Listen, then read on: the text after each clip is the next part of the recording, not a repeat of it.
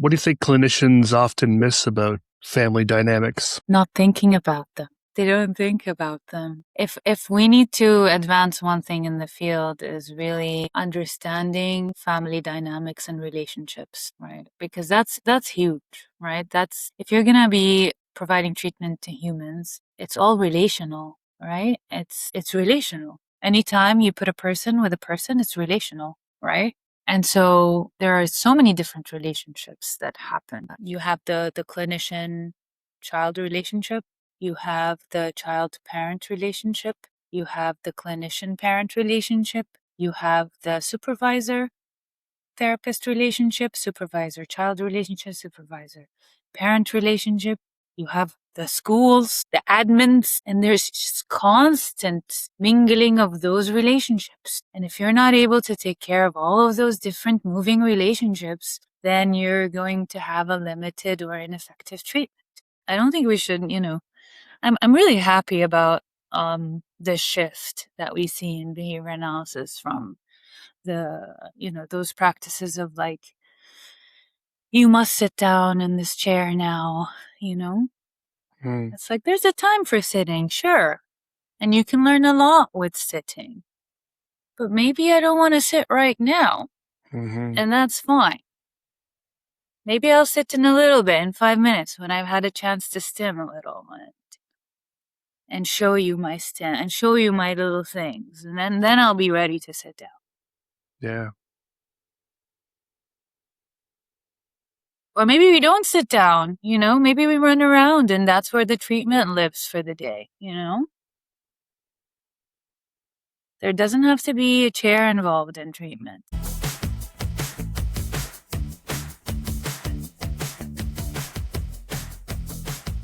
I'm Ben Reiman, and this is Behaviour Speak.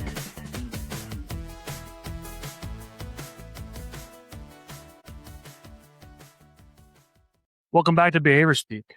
My guest today is Dr. Sara Silsilah, behavior analyst, educator, entrepreneur, and president of the ABAI Saudi Arabia Chapter. Sara's career has taken her from the early days of autism services in Saudi Arabia to advanced training at Columbia University, and ultimately to co-founding Seeds of Knowledge, an organization dedicated to providing high-quality, family-centered autism services. What makes this conversation particularly compelling is Sara's willingness to challenge assumptions within our field. We discuss Assent, therapeutic relationships, family dynamics, clinical humility, and why some of the most meaningful progress happens when we stop focusing on compliance and start focusing on connection. Whether you're a behavior analyst, educator, clinician, parent, or student, you'll find plenty to reflect on in this thoughtful and candid conversation. Please enjoy my discussion with Sara Silsilah. Hi, Sara. Thanks for joining me. Hey, Ben. Thank you for having me.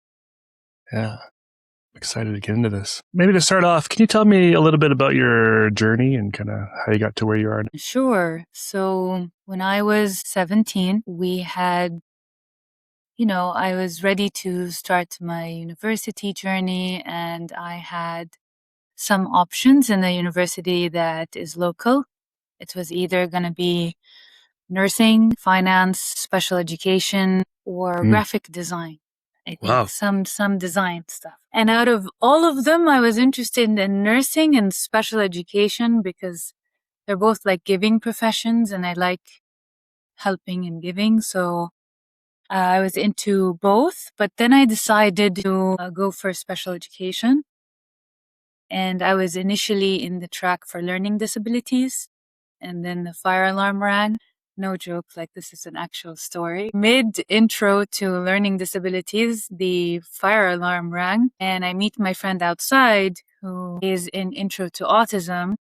And she said, don't go back there. Come to intro to autism. It's really interesting. You're going to love it. And I said, you know what? Yeah, I will. So she went, why not? She convinced me somehow. And then the rest was kind of history from there, We had a professor come from Simmons and she set up the ABA autism track at the university I was in. And that's kind of how my journey got started. But I guess also my grandma was also in the giving profession. She always had a a center for children with disabilities. And I grew up in that center, like going every day with her, seeing her how she interacts with children with disabilities and how much she cares about them. And I was very excited about the work she was doing. And it was pretty much, I think that had a very big influence on why I chose to be in this career. Can you tell me more about that, your experience with grandma? Yeah, so my grandma's always been a trailblazer, mashallah. We say mashallah, it means like, God willing. And she had this center. She always wanted to help people also. So she had this center. It catered to different children with disabilities. So there were children with autism, there were children with Down syndrome, there were children with physical disabilities. And she had this center for the longest time, and it was a great passion of hers. And I would always go there and hang out with her and see her in action and see how, she interacts with everyone there. And I feel like, whether consciously or subconsciously, that affected what I wanted to do when I grew up. And sure enough, that's what ended up happening. And she had the center for the longest time. And unfortunately, when COVID hit, it did not survive COVID. And so she had to close down, but she still thinks about it. She talks to me about it. She wants me to start it up again with her. So maybe one day that's something like a joint venture I do with my grandmother. Do you get to talk to your grandmother about your work? And absolutely, I live with my grandmother. Yeah, I live with my grandmother, and she's always proud of the stuff I'm doing. She's like, send me the videos of you talking in that conference. I want to share it with my siblings. I'm like, sure. Awesome. It's sweet. It's neat to live with your inspiration. I think that's why I live with her, because she's my inspiration. Yeah. That's really cool. So you were fire drill, intro to autism course. Was this in Saudi? Mm-hmm. And so when are we talking? We're talking 2007, long time. But at that time, the university you were attending had a course on autism. But the program I was in, so the ABA track and the ABA courses, they came in also around that time, but they were the first of their kind here in Saudi. So it was kind of like a, an area, a pioneer stage of the field. Someone was pioneering this field here in Saudi, growing it, planting the seed. And what was that like, the sort of early days of ABA and autism in Saudi? And for me, I was, I was fresh out of high school, so everything that was not high school was extremely interesting for me. So I think one of my favorite parts about it is because I never knew that autism existed before I actually studied autism. It kind of just blew my mind. I'm like, what is this? And why hasn't anybody been talking about it? And this is really, interesting that there are individuals who have different minds, and not necessarily, they can look like, it's like an invisible disability, but it's still there. That's what, I guess I was, very interested in that as a young person. And then one of my favorite parts was doing the practicum or the internship. So there was a clinic. It was also one of the first ABA programs, I think, in Saudi, which is in the Jeddah Institute for Speech and Hearing Center, JISH. Also very like a pioneering center for speech and behavioral therapy. It still stands today. It has helped many people and continues to do so. And that's when we, got our first experience in this field, like hands-on experience. Once you learned about autism, did you kind of look back at people you knew and people in your life and go, not really? No, because I don't know. Maybe people mask really well, because God forbid you seem out of the ordinary, You have to be ordinary. I think that was life back then, different is different. So I think it was important for people to maintain status quo, So I haven't looked back and thought like, now I do though. Now I'm like, okay, I see things. But I think maybe people, I don't know at what point autism became a trend, you know? Like, I don't know why it's trending. There are people with, who really do have autism, you know? They really do have autism. They present with the symptoms. They feel those symptoms on a daily basis. So sometimes I feel like when I see, some of these posts on Instagram, making satirical stuff out of autism, or I have autism or something, or if everybody says,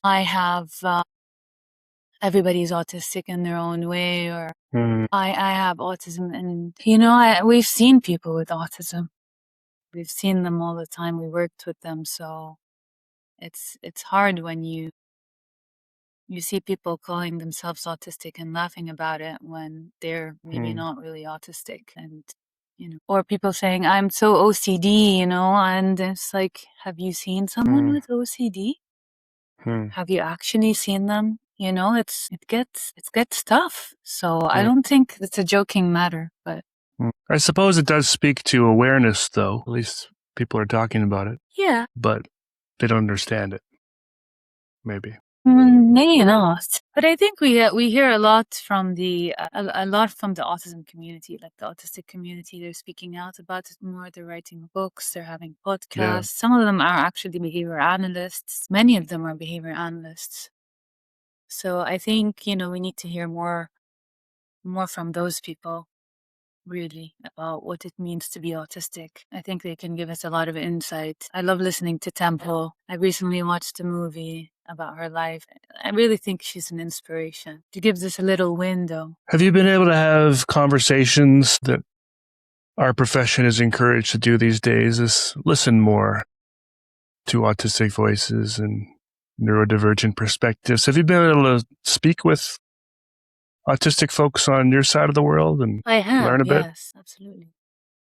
I don't think there is community I haven't heard of. Let's say I'm not going to say I don't know if they exist, but I haven't heard of an autistic community, an Arab autistic community speaking out for autism. I feel like most of the advocates I've heard are either UK based or US based. I think they're very outspoken over there. But I have actually met, adult autistic individuals, and I wanted to start a segment of sorts highlighting those voices, like, why do you stim, and what does it mean to you, and what do you wish people would know about autism, and all that kind of stuff. And I think I still will. I think it's important that we highlight these voices for sure. I'm a massive advocate for them being a collaborative part of their own treatment. If we're saying that behavior analysis is one of the leading treatments in autism, then we need to make sure that we make space to hear those voices and make them a part of the treatment narrative, right? And even with the Assent, even if they're nonverbal, they can show us if they're happy or not happy. It's just it's a matter of being really in tune with those signs. Sure. Right. If I do this and I'm just like not looking at you, that's very telling. But if I'm like getting a toy and stimming in front of you like this, like that's very telling too. It's like, look at me, look at my joy, or look at, versus, I'm running across the room from you and so I can stim by myself. Those are all little signs from non-verbal folks that tell us yay or nay. And I think that's really, really important. I don't think we should, I'm really happy about the shift that we see in behavior analysis from the, those practices of like, you must sit down in this chair now, It's like, there's a time for sitting, sure. And you can learn a lot with sitting. But maybe I don't want to sit right now. And that's fine. Maybe I'll sit in a little bit, in 5 minutes, when I've had a chance to stim a little and show you my stim and show you my little things. And then I'll be ready to sit down. Yeah. Or maybe we don't sit down, maybe we run around, and that's where the treatment lives for the day, There doesn't have to be a chair involved in treatment.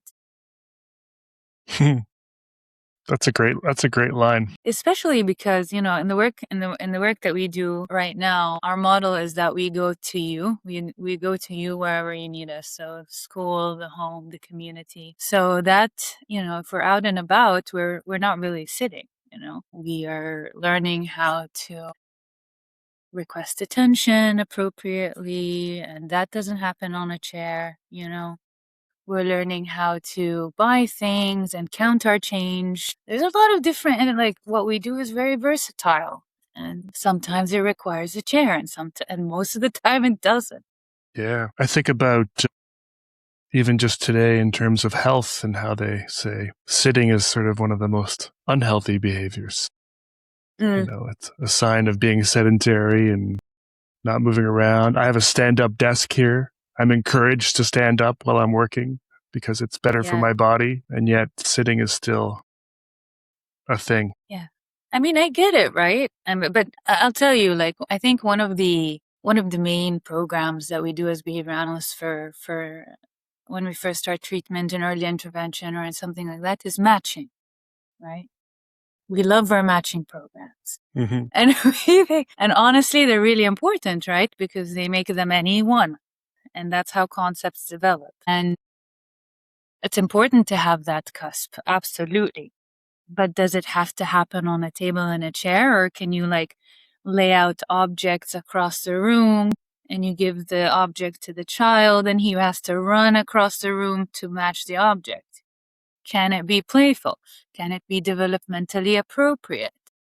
Do they have to be sitting? And it becomes dull after a while and they start swiping off the materials off the table, right? Assent withdrawals, I'm done.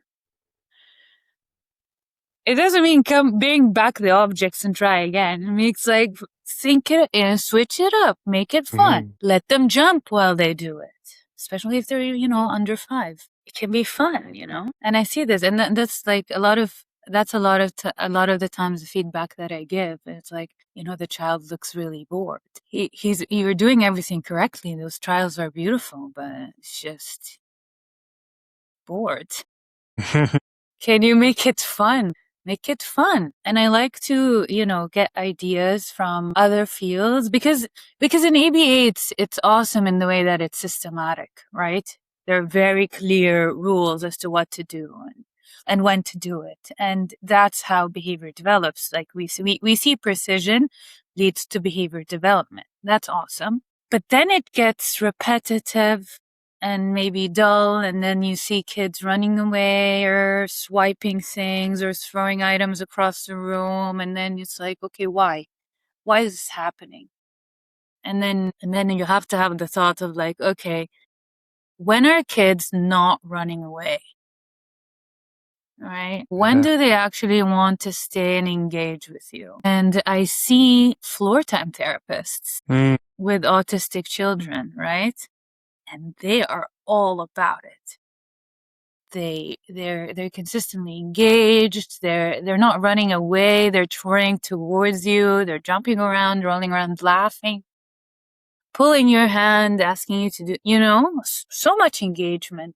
And so I like to get inspired by floor time therapists. I'll still use, the systematic approach, but with borrowing some ideas of how we can switch it up and make it fun. I also want to talk about I'm going to be honest here too, is at some point behavior analysts felt like their way is the way, right?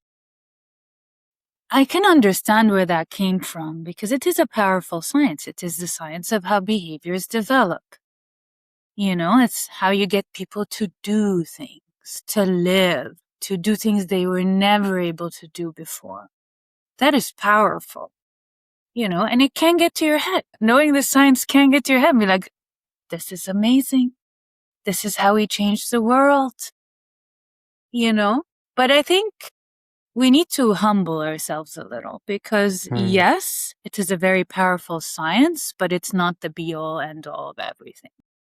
It has limits, especially in some of the practices of like how the research is translated into practice with actual human beings. That is, something that continues to evolve as in behavior analysis in a good way. A lot of behavior analysts, are like do better and Assent. There's a huge focus on Assent. There's a huge focus on what's developmentally appropriate. They're listening to the anti-ABA rhetoric and they're trying to hear the people, some of them, they're trying to hear the people out. It's like, okay, yeah, self-reflection is a beautiful thing, Mm. It's how we grow as individuals and professionals.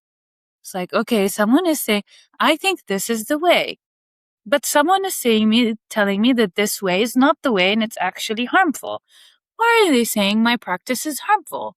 You gotta stop and think about it, right? Not chalk it up as they just don't know. Maybe they don't know, but it's worth thinking about. Not everyone engages in self-reflection. How do you teach that? Honestly, I think at some point life teaches you that.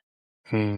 Because if you keep running into the same issue over and over again and there are patterns, don't you get tired? You get tired. It's like, why isn't something changing?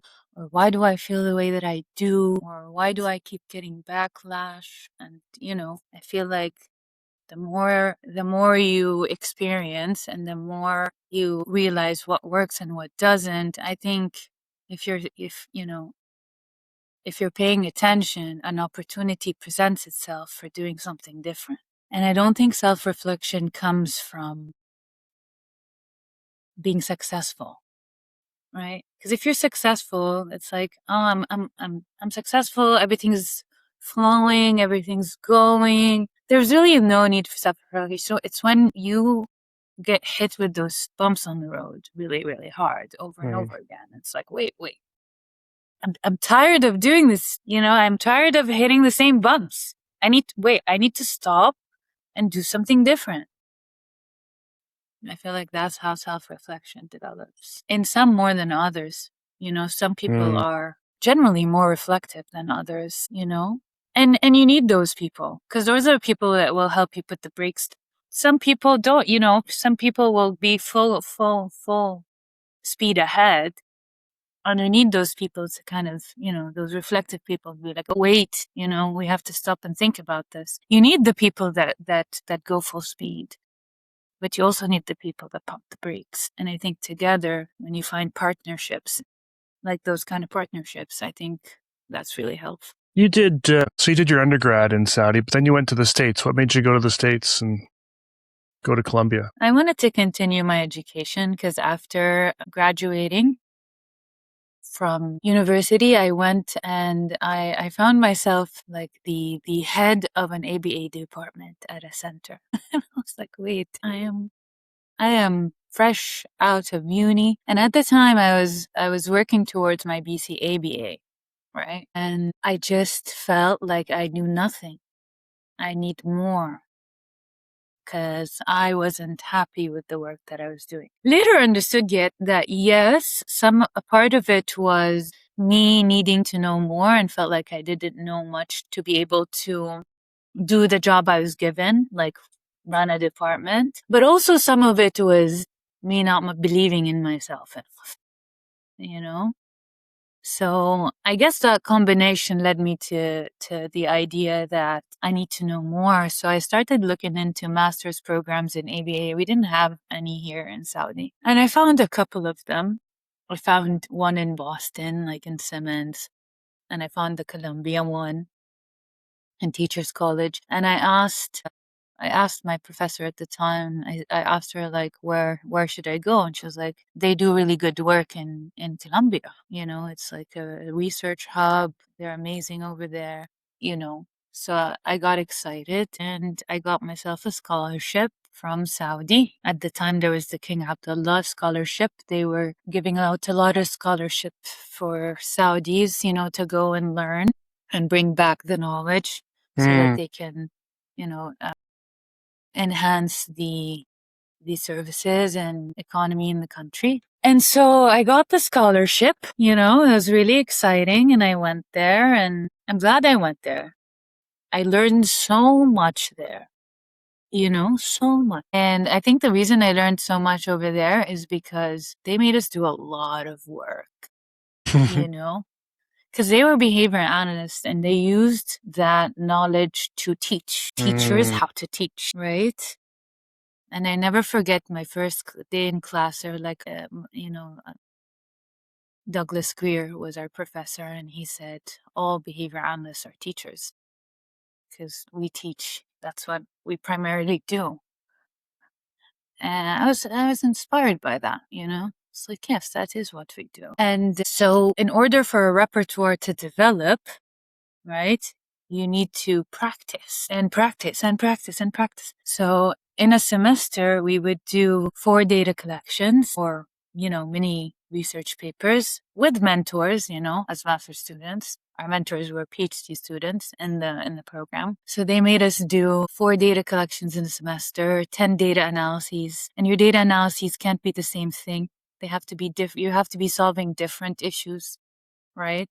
So you had to have, let's say, 2 data analyses about a learning problem that involves the antecedent, and then 2 data analysis about a problem about motivation, and so they make sure that you hit all the different problems so you know how to solve them.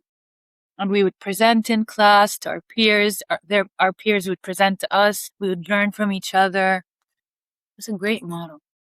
I loved it. It was a lot of work, but now I understand why, because when you're first learning a repertoire, the dots don't connect, and you need step-by-step guidance, and like, why did you make this decision? You get feedback. Actually, this decision didn't make sense. You should make this. And you get this little feedback until the repertoire starts building. But now, because you have, a history, let's say I have under my belt maybe every semester, let's say I had 10 data analysis.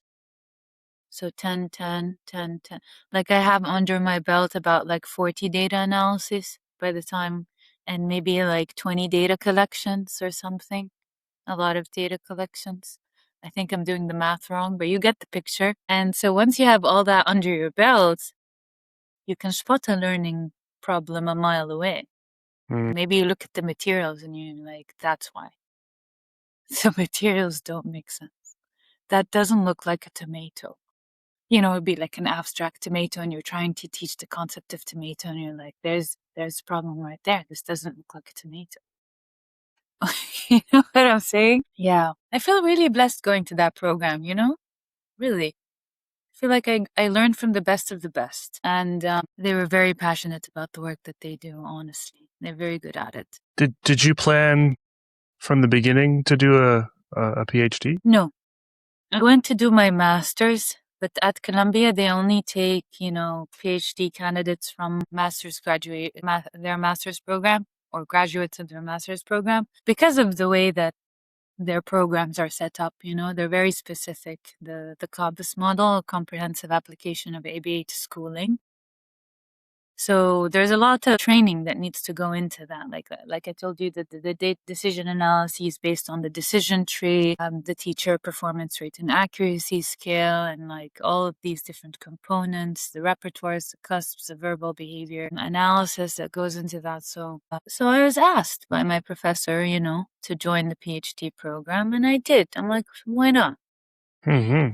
At the time, I was 24. Did I knew why I was doing a PhD? No. I don't know if I should be saying, honestly, I don't know if I should be saying this out loud, but I was young and full of energy and passion, and I was in New York, and I'm in a great program, learning so much. It was an exciting time, and I went full speed ahead. And I'm glad I did, because that was like another wave of learning. Because I don't know, doing a PhD I'm sure everyone who goes through that path knows it is a huge test of self-discipline. Like you have, because when you're not doing a PhD, you're doing other stuff, there are deadlines, and You have to meet those deadlines. If you don't meet those deadlines, there are consequences. In the PhD, you have to set your own deadlines. No one's going to be setting those for you. And that's when one of my advisors, my advisor told me, you have to be able to do this for yourself. No one's going to be like giving you deadlines. And that was the most challenging thing, because for me, I was so detail oriented, and doing a literature review was kind of a nightmare for me sometimes, because I felt like I have to know everything. And I would just like sit there in front of the screen trying to know everything about this topic, right? And it was just, sorry, one second. So it was a mammoth task. It felt like a mammoth task, and it felt like it was crushing me, from how gargantuan. Am I saying that right? Gargantuan a task it was. But I set those deadlines, and at some point I did not leave the library for 10 months. I would just go to work, because we had to work as PhD students and we had to mentor master students. So I'd go to work 8 to 3. I'd go from work straight to the library and read, and go to the stacks. My favorite part was going to the stacks. Because, you have to like find the numbers and get the little ladder and find this really old resource, because it was the first source ever written about this thing that you're looking at. It's a little dusty, and you read it, and you have, it goes into your page. Like, it takes 2 hours of looking at a source and makes like 2 sentences in your paper. Yeah. But it was like, it was an experience, I have to say. And at the time I was looking at, because when in the CABIS model, they have the teacher ranks, which are ranks that every teacher in that school has to complete. And so you start with teacher 1, teacher 2, master teacher, and it goes up until, you're a senior researcher. And all those ranks, they had 3 components. They had contingency shaped behavior, verbal behavior about the science, and verbally mediated behavior. So, and each one of those categories, they had different, they had different skills associated with each category. So you need to, so for the verbal behavior about science, you need to be able to know the terms of the science so that you'd be able to talk to the scientific community. You have to have that same language. If you don't have that language, they won't really understand you. So in order to understand each other and know that this is what it's called, you have to master what it's called. Like, this is called a contingency. This is a trial. This is a cusp. This is what a, capability is, all that different terminology. And the second one, contingency shaped behavior, it's actually learning how to do the thing, doing the thing. And so can you implement these strategies with 100% accuracy? Can you run a trial with 100% accuracy? Can you prompt fade with 100% accuracy? And then you have the verbally mediated behaviors, which is basically problem solving, putting everything together and problem solving through things that, like data analyses, like, okay, I have a learning problem. How am I going to solve it? And then I have to go through these processes. So basically what I was looking at is which of these repertoires make teacher effective? Like, is it what they know? Is it what they know how to do? Or is it how they problem solve? Or is it a combination of all those 3? So that's what I was looking into. And what I found was, yes, they matter, but when you factor in student diversity, that's the number one factor.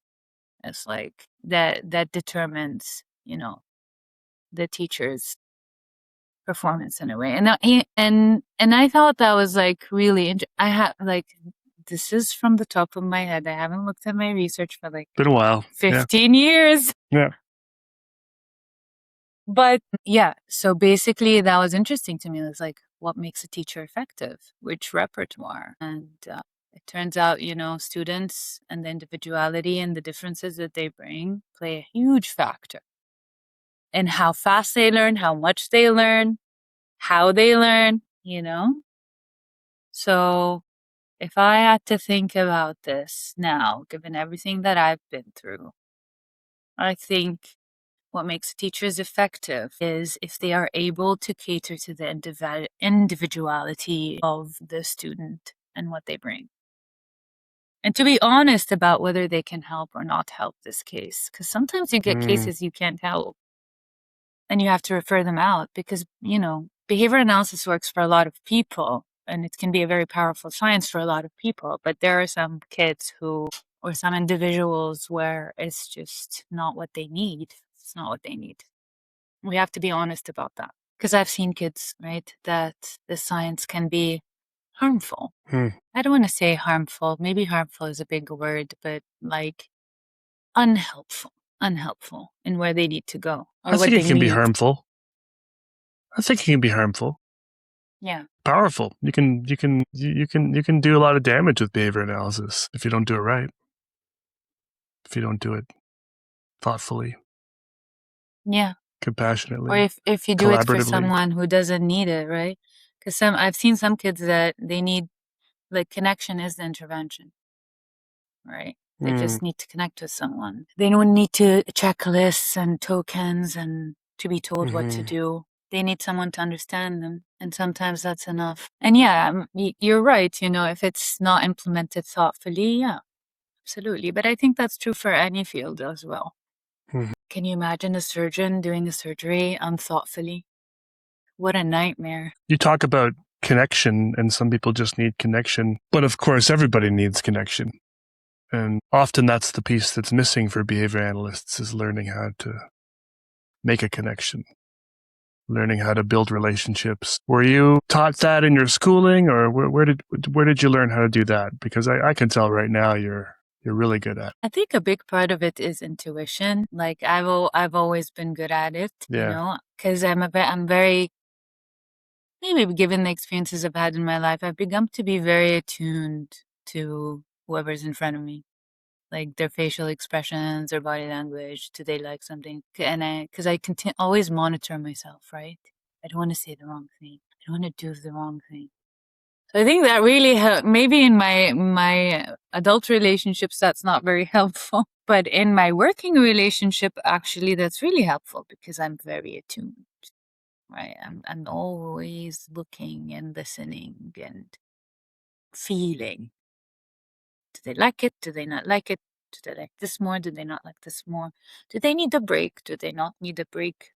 Right? And you need that as a behavior analyst. You definitely need that.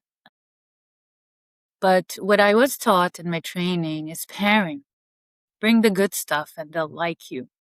That's not how a relationship develops. It's not let's do a few pairing sessions and then they'll, do whatever that's not. I understand again the premise of sure, grandmas are associated with chocolates and sweets, right? And so grandmas become, this very loved thing. They get paired with this stuff, right? But then grandmas are also the ones that always sing your praises and tell you what a good job you're doing. And, they see you. They don't try to change you. They don't try to mold you in any way, right? But I think in order for a relationship to develop, you have to have trust. And in order for trust to develop, you have to the person in front of you has to feel understood. And they can feel understood whether they are verbal or nonverbal. And the way you make them feel understood is by respecting what they're telling you, verbally or physically. The other day I had a client tell me, oh, I'm tired of this. I'm like, well, thank you for telling me. You can have a break, because I'll take that over problem behavior any day. Sure. I'm not like, well, we're going to do 5 more trials and then I'm going to let you go. It's like, no, this is a goal. This is a goal for me. It's for him to express himself calmly. And if he's able to tell me that, then I'm going to listen to that and reinforce that. I spent a whole year trying to get him to that point, you know? It would be unfair to kind of just steamroll through the trials. And also to me, this self-advocacy that he's doing by expressing himself is more important than auditory recall comprehension, you know? That the trials I was trying to do. I was trying to do 100%. Yeah. those trials. And I was like, yeah, sure, man. Thanks for telling me. I'm really glad you expressed yourself calmly. So, because oftentimes, like, if you want to, you're not going to learn things from someone you can't trust, right? You have to trust someone before you learn something from them. And so the therapeutic relationship is of vital importance here, the therapeutic alliance. And some kids need to take time before a relationship develops. But it's that consistency. But, you know, it's not to say I haven't done that before. You know, I've been a behavior analyst where I thought it was important for me to finish trials and, you know, power through things with a client. I'm not going to say I wasn't that behavior analyst. I was. But there came a point in my career where I met a child where that was not an option. He was not trusting anyone around him. And he was very, you know, loud about it. And but what I mean by that, I mean like throwing things, breaking things, biting. You know, he was just not having it. He was not having anyone telling him anything about anything. You can't make me do anything. I won't let you. And so we had to switch gears with that client. We couldn't just, you know, do our usual, like business as usual. So at that point, Greg Hanley was coming out with SBT, and I thought that was really fascinating work. And I really liked it because it opens up a door of really listening to the child, right?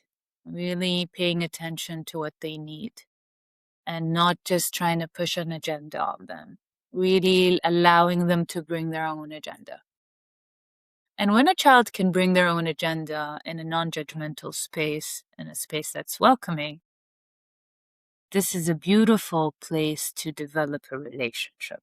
Because then you get to see them. You're not trying to fix them or make them do whatever they're supposed to be doing. You're just listening, watching, commenting. And then little by little, they start opening up, you know, they starting trusting you. And really what you're doing is you're providing a non-judgmental space for them to exist. And that is so therapeutic in and of itself. Like you see them calm down. Right? And even if you're not doing trials and working on goals, I don't know why I'm air quoting, but you know what I'm saying. I think behavioral analysts will know what I'm saying. But there's more to behavioral therapy than trials, right? And I think connection and trust is the base. And I like with the SBT model, you know, it outlines a way to allow that relationship to develop.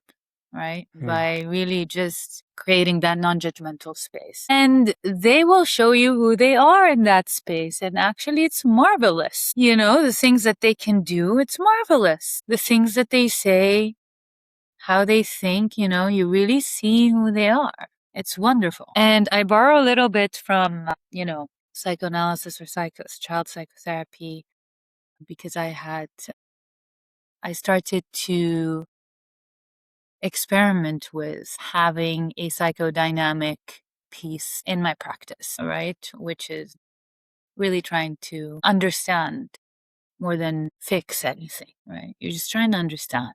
That's the whole point, is you're trying to understand them and you're trying to make them make sense of their own experience. And my supervisor told me that something really important the other day, which is the answer is always with the patient. It's never outside the patient.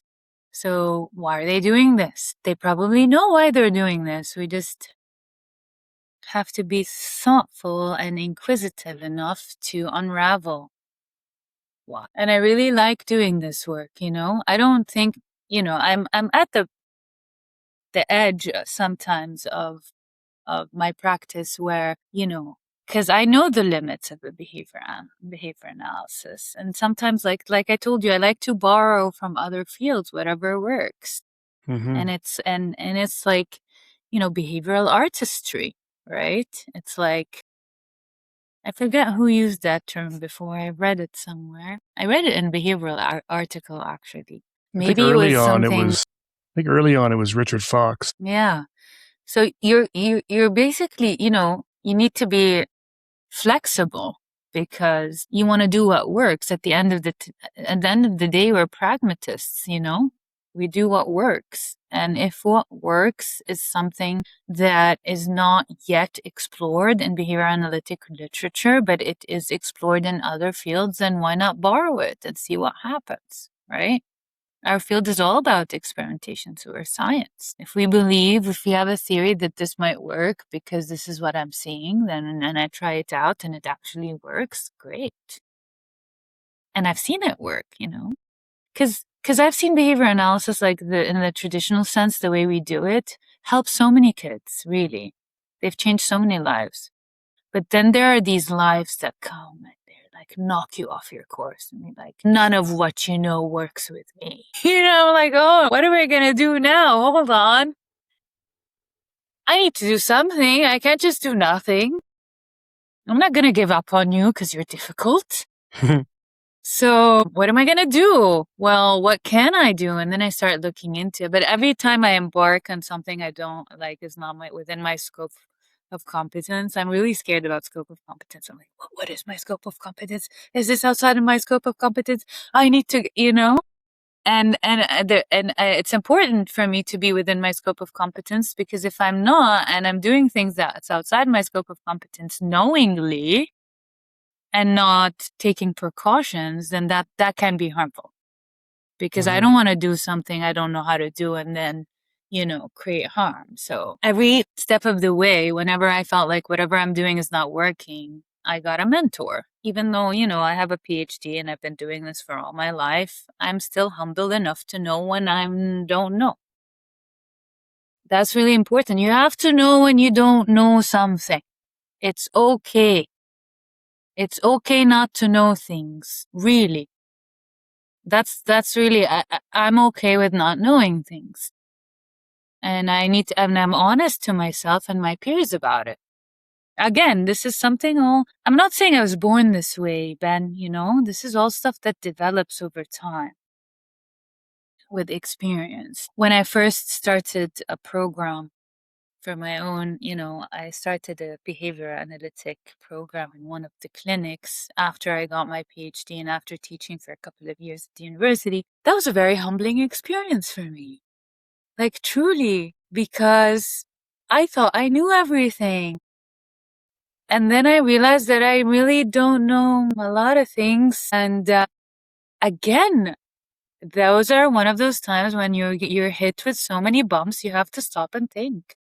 That's when change happens, when you're like, oh my God, what is happening to me right now? This is too much. I need to wait. That's when self-reflection happens, right? When there's so much stimuli coming in that is just challenging you in every single way, you have to stop and think. You have to process it. And so I humbly learned that I don't know a lot of things when I started to do that. And I used to be one of those behavior analysts that criticized other behavior analysts or other people's work. And it's like, oh, they're not doing this is not how you run a discrete trial.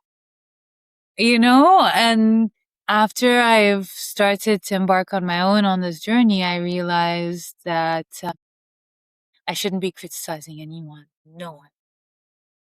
And in any field, especially because some behavior analysts will give their opinions about speech therapists. It's like, how do you know? You can't. You don't know. You can't say the speech therapist is good or not good. It's not your place. It wasn't my place anyway. I don't want to be preachy here, but I just feel like you have to be careful, about criticizing each other. Where, everybody's doing what they know how to do, and you can't blame people for not knowing.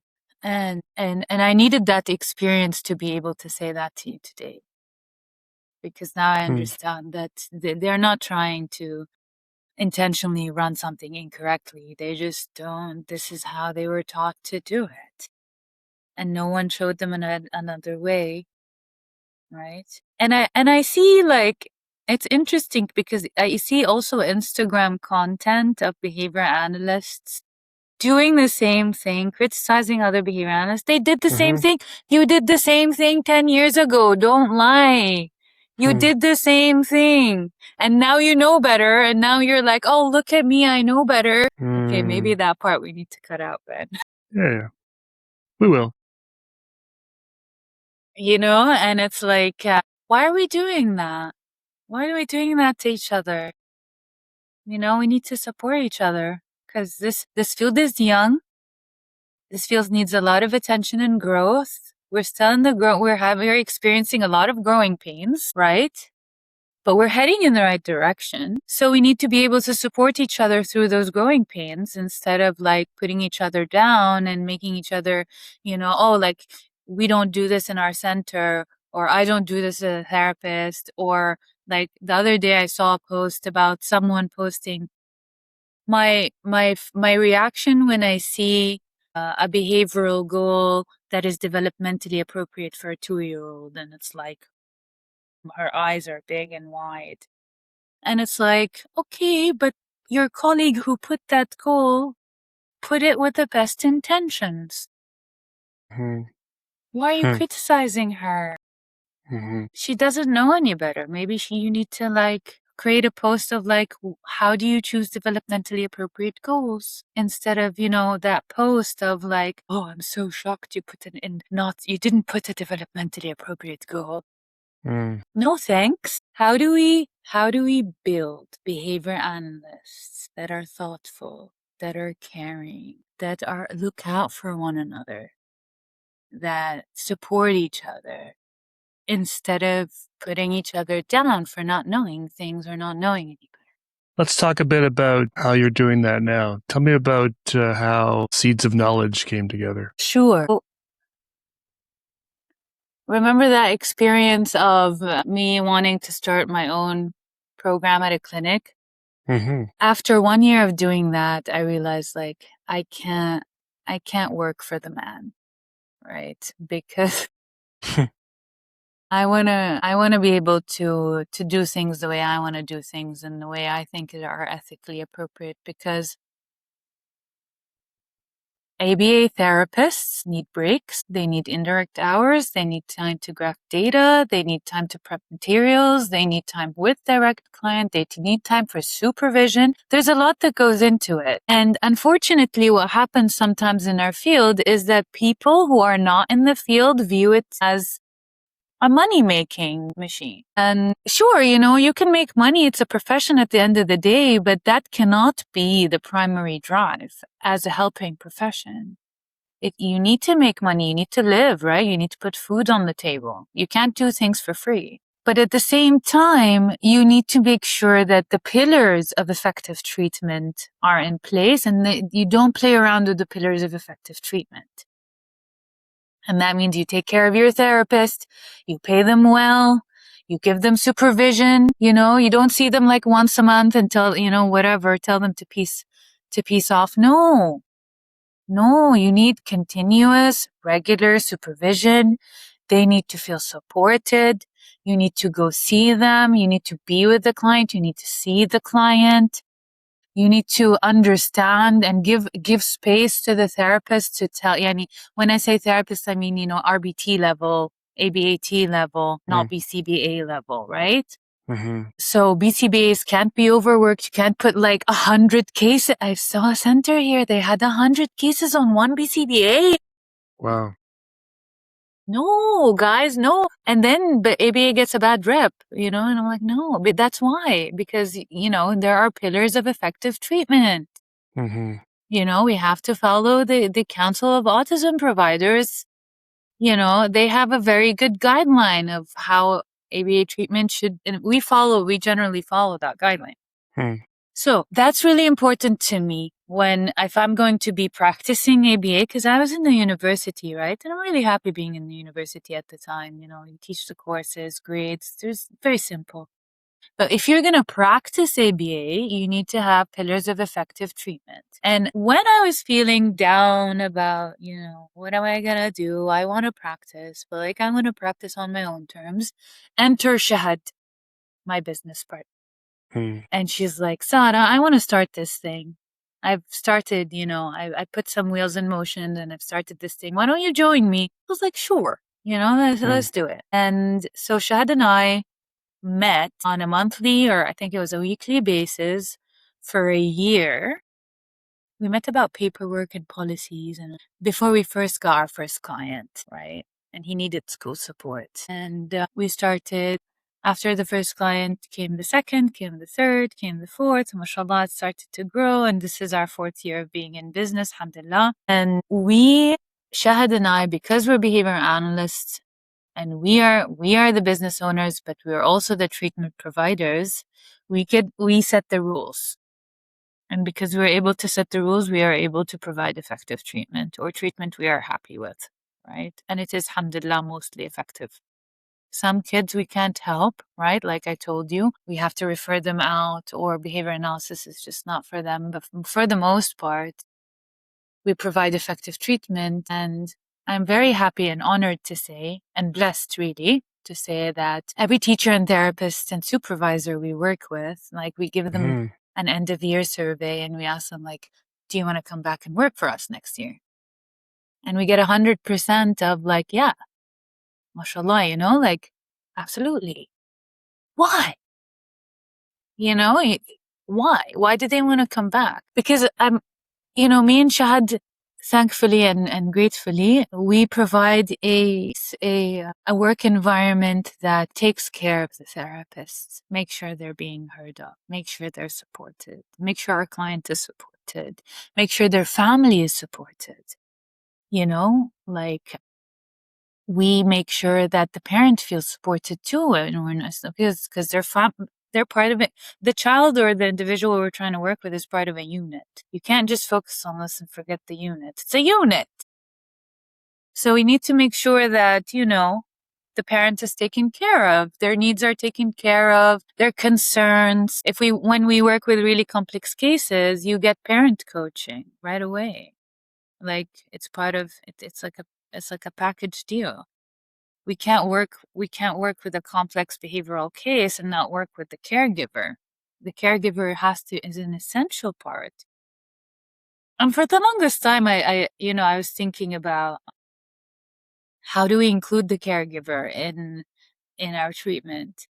Because a lot of the time what happens is, because we don't get a lot of training on that in our behavior analytic training about how to include the caregiver. We take a parent course, sure, and that's really important, but how do you actually incorporate the caregiver in treatment? It's core, right? And so a lot of the times I felt weird or unsure about. Again, this is where self-reflection comes in, right? Because this is something I learned as I went. It's not something I read anywhere or something. Now I've seen that other behavior analysts are following suit as well in this regard. But it didn't make sense to me to teach a parent how to teach their child how to match, they talk about generalizing skills and stuff. And so some of those skills they're learning and they're building cusps and stuff, that's not what the parent needs to know, right? It's like this, because in school, you have math and science and English and writing and reading, which is the school and teacher's job. It's not the parent's job. That's why they're in school. The same thing in treatment. They have these little intricate goals that build cusps that parents don't need to do. So then what do we do with the parents? And so I've learned that you need to create a space for the parent to come in and bring in what they need to bring in. You don't come in with your agenda. It doesn't make sense. This is what I think you need to learn as a parent. it didn't work. I tried it. It didn't work. And it felt weird. It felt like forced. Like I'm trying to teach these skills. And there was one time when I was trying to teach functional communication training to a parent, and she flat out told me, I don't need training with my son. Like I know how to deal with my son. Mm-hmm. And so that really humbled me as well. I'm like, okay, that's interesting. And it's these things, it's these really hard moments when you have to stop and think, like, what am I doing? And so what I ended up doing to include caregivers, and what we do at Seeds of Knowledge to include caregivers, is we create spaces for parents to bring what they need to bring. And then we take it from there. And that's been really helpful. And that's a model where we find success because there's a continuation. And, there's a relationship that builds and the client starts getting better. And then the dynamics of the family start changing. And that's how I measure success for what we do. And it feels natural. When you bring an agenda of the Ruby curriculum, for example, for parent training, it's great. It's great. It's very helpful. I've used parts of it with parents before. But I used to bring it before I gave the parent a chance to bring what they need to bring. And so I felt like there was kind of a mismatch about what they need. So now I don't bring anything before they bring what they need to bring, and then they're ready to receive whatever it is that I have. We were talking about the seeds of knowledge, and I digressed. But yeah, so the pillars of effective treatment, I feel like we have in place at the Seeds of Knowledge, which I think is where we find success, why we find success with our clients, why our families feel supported, like the caregivers feel supported, and where the therapists feel supported is we provide adequate supervision. There's weekly supervision and FaceTime with the client and FaceTime with the therapist, and we do we make sure that they feel heard. Our first segment in our supervision form is supervisor questions, comments, or concerns. Supervisee question, comments, or concerns. So that's what we start with, right, in our supervision. Do you have any questions? How are things going? Are you concerned about anything? That gets addressed first. Then we go into progress monitoring to make sure that, the client is making progress, goals are changing, decisions, whatever, that's like the bulk of supervision too. And then, if there's any training components that needs to happen, and that happens on a weekly basis. So that's really, really helpful. And we collaborate with the therapists, right? Because they're the ones that are with the kid all the time. They know about the kid way more than we do. Mm-hmm. So giving them the opportunity to bring what they need to be bringing and telling us about the child, then we can, kind of guide that. So we really, we treat the RBTs or the ABATs as collaborators. Not as I am the supervisor, you are the supervisee, you will do what you're told. I don't know if people are like that, but that's just not the dynamic that we do. We collaborate and we make you feel heard. Not because we have a framework of like, make sure the therapist is heard. We just genuinely want to know what the therapist or what the caregiver wants to say and making space for that. So that's one of the major pillars is adequate supervision. Because behavior analyst is awesome, but if you give like little bits of yourself to 100 clients, it's different than when you give like 80% to 6 clients. Then game changer, right? Because you're giving adequate time and care and analysis to the case. That is crucial. Underline crucial. We do not want to water down supervision.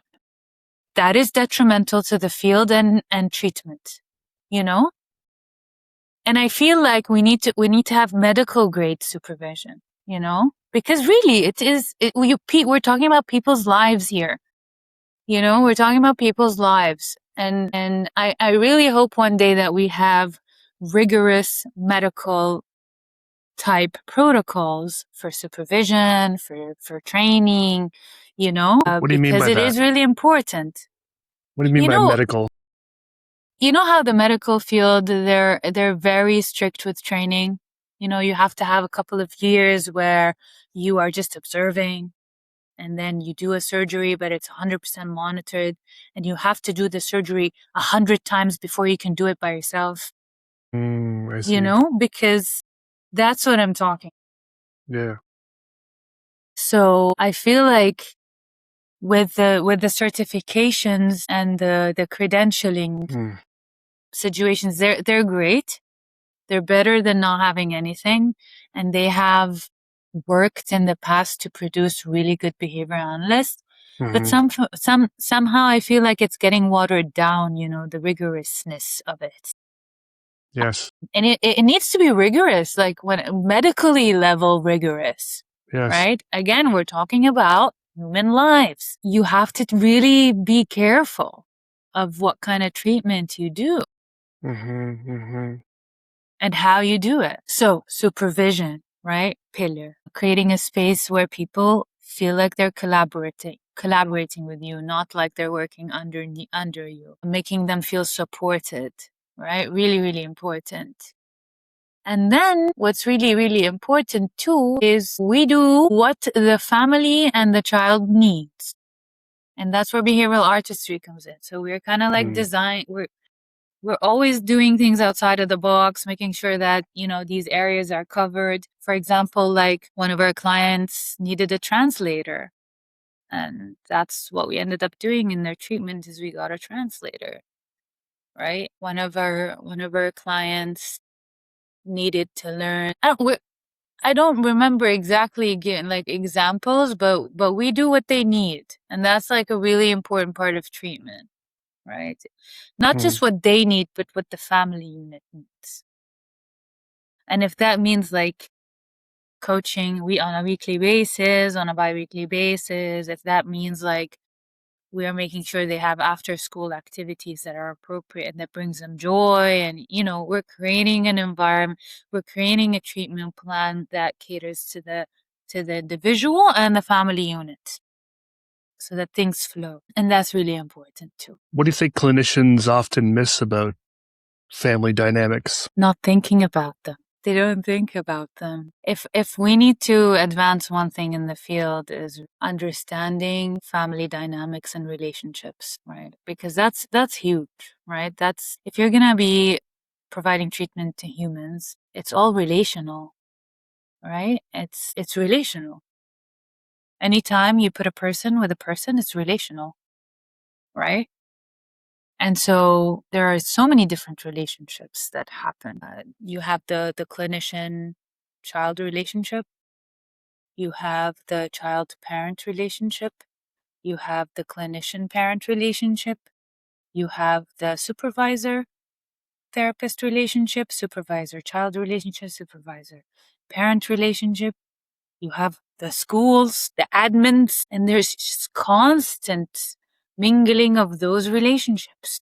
And if you're not able to take care of all of those different moving relationships, then you're going to have a limited or ineffective treatment. And I say that specifically when we're talking about complex cases with problem behaviors, because those,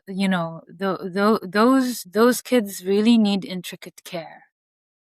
And it's very much relational, like, wow, what is happening? And as soon as you have a child with problem behavior, that immediately does something with the relationships around them. And they're so magnetic and powerful. They pull everyone in. And then it's hard to think sometimes when you're just really focused on the behaviors. And you forget to think about the whys. Why is this happening? Why? And that's function, right? And sometimes that function you can't limit into four different functions. It's like something much deeper. What if warmth? They want warmth, right? It's not gaining access to something. It's warmth. That's the reinforcer. So I think we really need to do more in this area as behavior analysts. It's like studying those contingencies that exist within relationships and how they affect behavior. That's crucial. And understanding the family unit and how the family unit affects the child and how the child affects the family unit, right? And understanding how some parental dynamics cause some, the child, because the child is, the child is a mirror, essentially, of what's happening. And again, we're not blaming anyone. We're just trying to understand. We're not blaming. There's no bad parenting, really, right? But it's it's parenting that needs to be understood. Because if you understand the dynamics and the relationships, then you can understand the child. And then when you start understanding and you provide feedback based on that understanding, then things start to shift. But if you have a science in your mind and you think everyone just needs to know the science and then things will be perfect, that's so one-sided. It's not relational, right? Because as soon as you come in for treatment, it's a relational thing. It's a back and forth.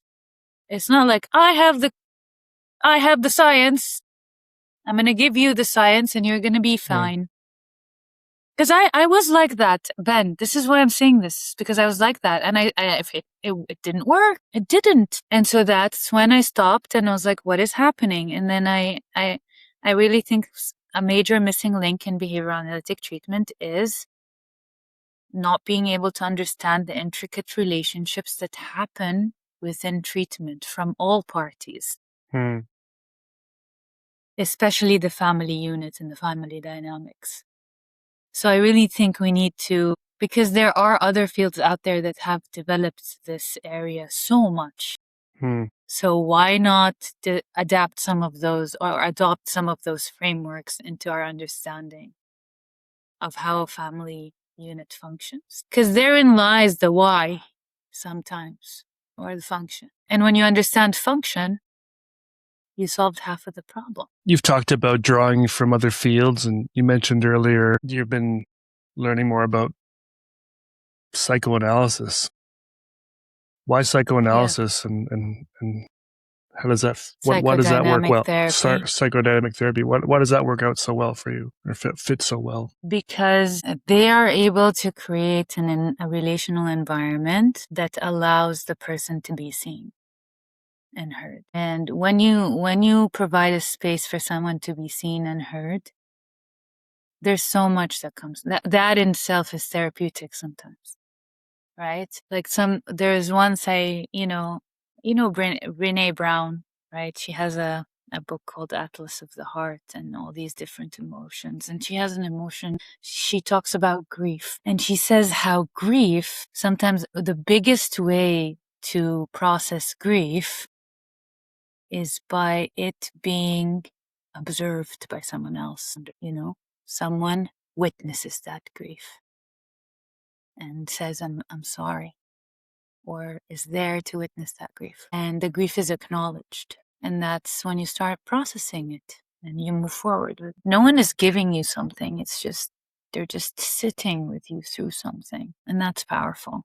And so that's where I feel like in psychodynamic work, that's what happens in those spaces. From what I know, I mean, I'm not an expert, right? I'm still very much a fledgling. Do you know what a fledgling is?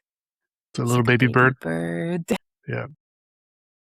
Yeah. So I'm still, developing wings to fly, but there's something about creating a space that's non-judgmental and you're not following a framework. You're just like genuinely present with someone. That's really powerful. I've seen that to be very powerful. And sometimes that's what I've seen with one of my clients, that's what he holds on to.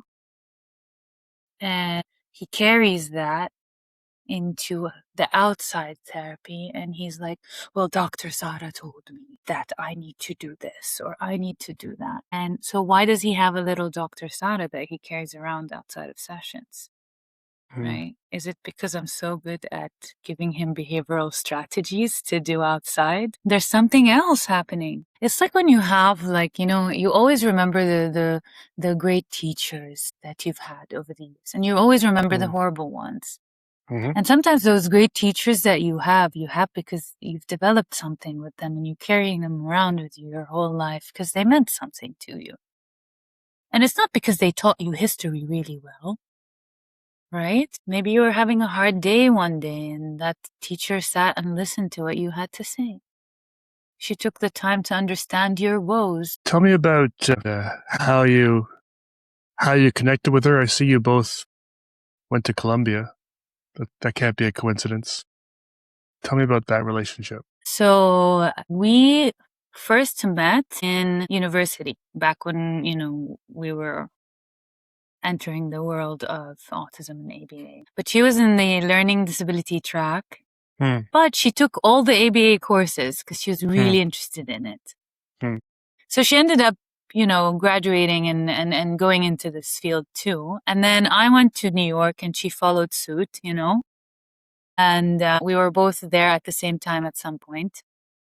So we became, friends, and then that kind of developed into our conversations about the seeds. And Shahad and I's relationship is, I'm very blessed to have this relationship, really, because, she's the kind of person that is unlike me. And that's so important if you want to have a working relationship or something that grows. You need someone who doesn't have what you have. And they need someone who doesn't have what they have. So there in marketing, there are these terms. It's like I forget now what it's called. It's like the strategist and the mover, right? So Shahad's the mover and I'm this like kind of the strategist. So Shahad moves, right? Just like Sara, we're moving. I'm like, wait, we need to think about this first and then we can move. And that is great because if you only have a mover, right, then, you have maybe things that don't really work out so well and you learn as you go and try. It's a lot of trial and error. And you only have a strategy. If you only have a strategist, then there'll be so much in their head, they won't do anything, right? Because all the details have to be perfect before we actually do something. But when you have a mover and a strategist and you go together, then that builds something, of substance, I believe. At least that's been my experience with Shahad. I need Shahad to move me, and she needs me to kind of be thoughtful and strategic about things. And that's why I think this relationship works so well.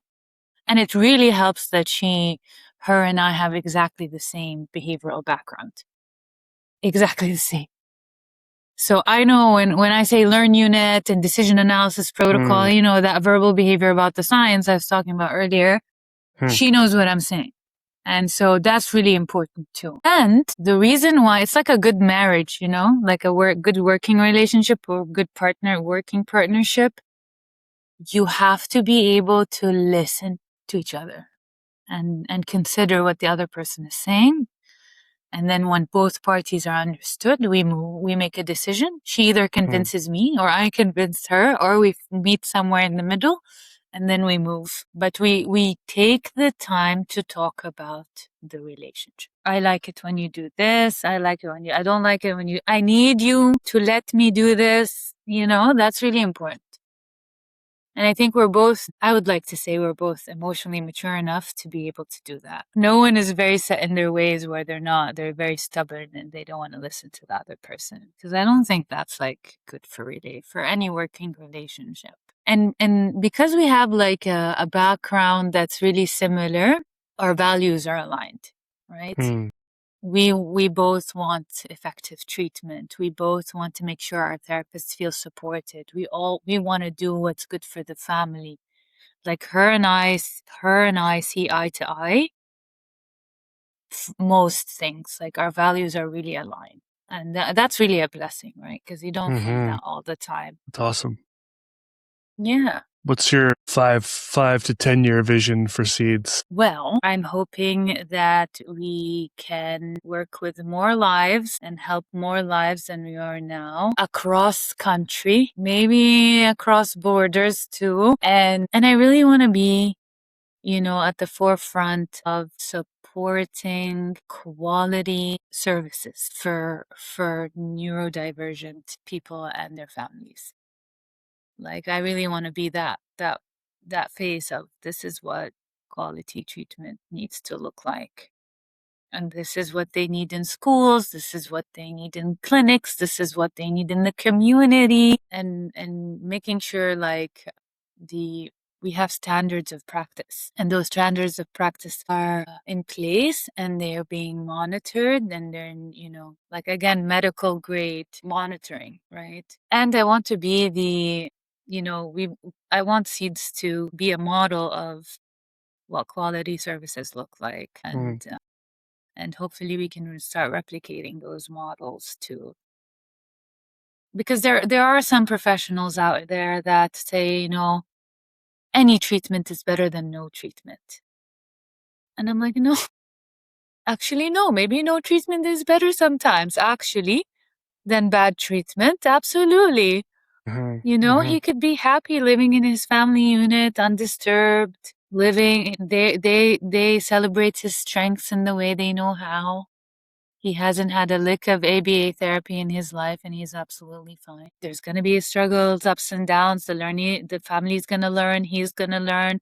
They're going to develop this language of communication, because it's all coming out of contingencies that change the way you behave. So sometimes when that's untouched, it's better than when you bring bad treatment and say it's better than no treatment. Actually, maybe no treatment is better than bad treatment. Because can you imagine, I'm thinking of this metaphor, what if you have a cancer in your body and you go to a surgeon who has only done this operation once in their lives, and he opens you up and he doesn't know how to close you back up, or a complication happens?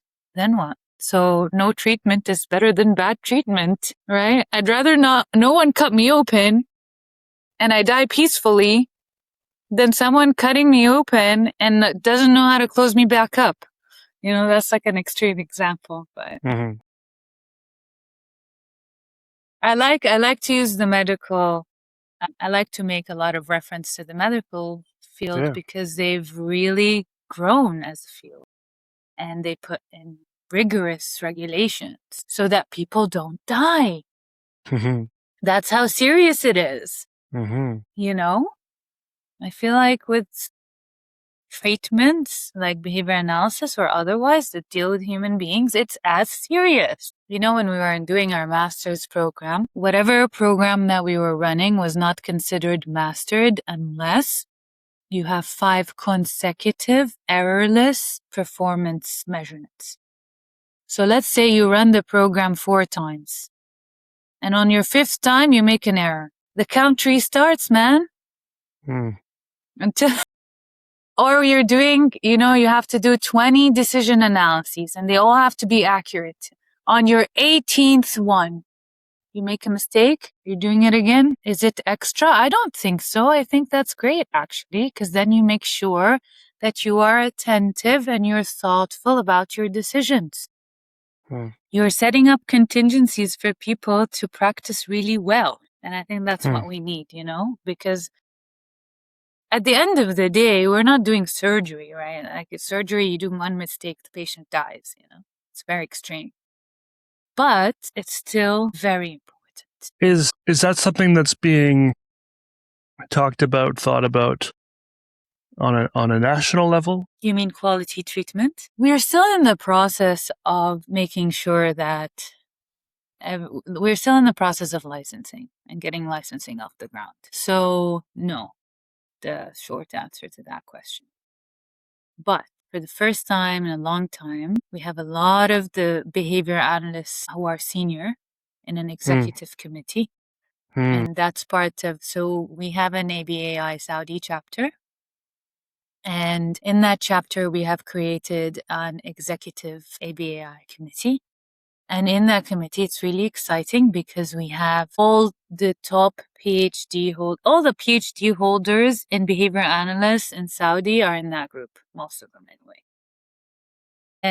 And we are all focusing our efforts in this point in time towards licensing, because we want to make sure that we have an entity here that regulates us at a national level, at a local level. And that's a really exciting time, hopefully, we have enough good, amazing brains together in one space, and we are, consistently meeting to discuss this and then making moves and actions towards it. So it's promising. But we're all aware of the issue.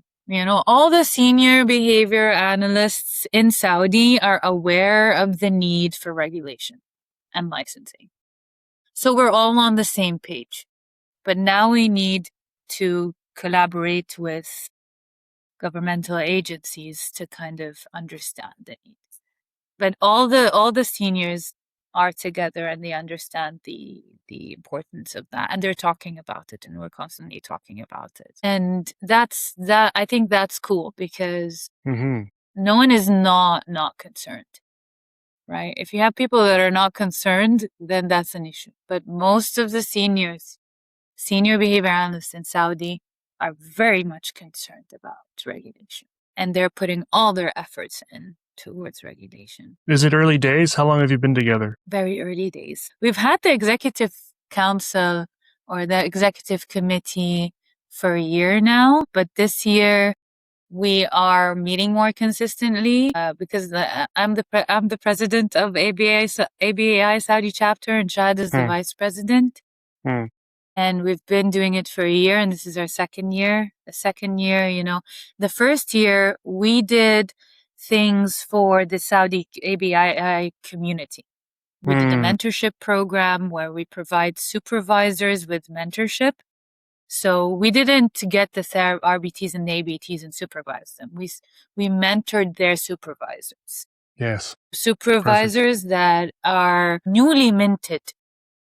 If you're a newly minted BCBA or QBA in the field, I don't know about anyone out there, but I felt like a headless chicken when I first started.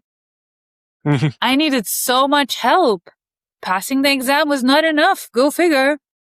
Right? And so I really think mentoring newly minted supervisors is crucial. So we did that. That was really helpful. That was interesting. It was a good program. Then we also provided CEUs. So most of our efforts were based on supporting the Saudi community. But this year we're switching gears and we're like, okay, we want to focus our efforts on regulation and licensing. So that's what we're doing. And it is early days in us meeting. We have met a couple of times now. The wheels are in motion. And we have established within the executive committee a licensing committee. So the licensing committee is like it's a separate thing now. And we're just organizing ourselves in a way that I don't think we've ever organized ourselves before, which is nice. And we all know each other now. We have FaceTime with each other. We're not like this BTBA in some other city I don't know about. We all know. We're small enough so we all kind of know each other. I know this person in this city, this person. And we're all coming together to hopefully put regulation in place and licensing. And hopefully in 10 years, we'll have, or maybe 20 years, I don't know, before I die, inshallah, my dream is to have medical grade training and supervision for our field. If this happens before I die, I will die happy, Because what does regulations and licensing and why is all this important is because you're changing lives.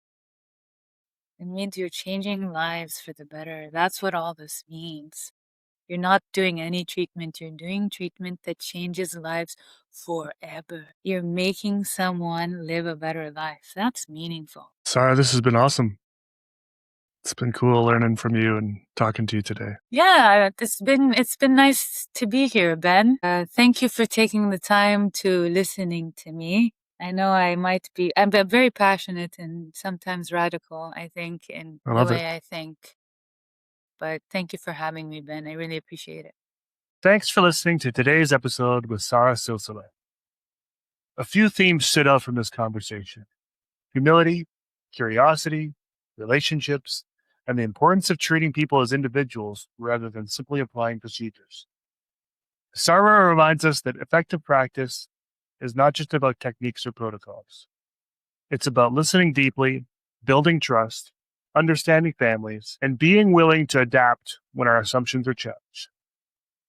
If you enjoyed this episode, please subscribe, leave a review, and share it with someone who would benefit from hearing it. Until next time, thanks for listening.